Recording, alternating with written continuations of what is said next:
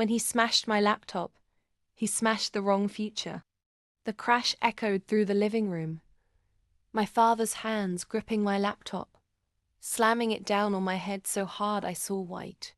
Leech, failure. You don't deserve a future. He spat, his spit hitting my cheek like acid. My mother? She laughed. The bitter taste of blood pooled in my mouth. They thought they'd ended my thesis. They thought they'd broken me. What they didn't know was, my thesis wasn't just a school project. It was the blueprint for a tech startup I'd been quietly building with an investor I met during my internship abroad.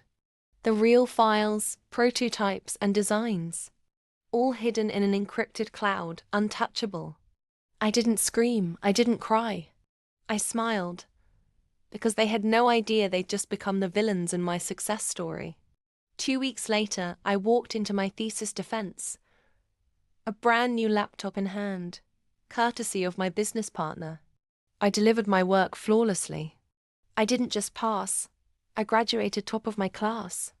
That same afternoon, while my classmates were still taking graduation photos, I signed my first 7-figure contract in a glass-walled office overlooking the city.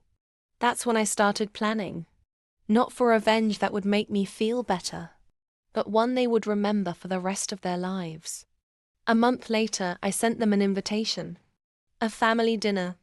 They arrived at a rooftop restaurant. My father wore a suit that didn't quite fit. My mother's perfume was overwhelming, as if she thought smelling expensive was the same as being expensive.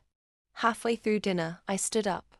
"This meal is on me," I said casually, sliding my black card to the waiter. Their eyes lit up. But they didn't know the real bill was still coming. I took out a sleek black folder. Inside, copies of their mortgage papers, overdue tax notices, and a foreclosure warning. "I bought your house this morning," I said evenly. Silence. "Yes," I continued. "The bank accepted my cash offer before you even finished breakfast.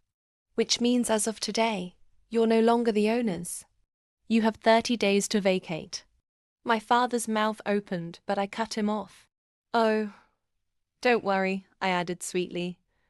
"I'll give you a discount on rent, if you'd like to stay. Call it repayment for the time you smashed my future." My mother's face drained of color. "And one more thing," I said, tapping my phone. "Remember that day with the laptop? I had a camera running. The video is online.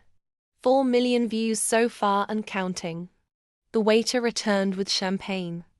I raised my glass. "To family," I said, smiling so sweetly it hurt. When they stormed out, the city skyline glittered around me. And I realized the best revenge isn't shouting or breaking something back. It's building the life they swore you'd never have and making them live in its shadow. If you think this was savage, wait until you hear the next chapter. Hit subscribe, because what I did next will blow your mind.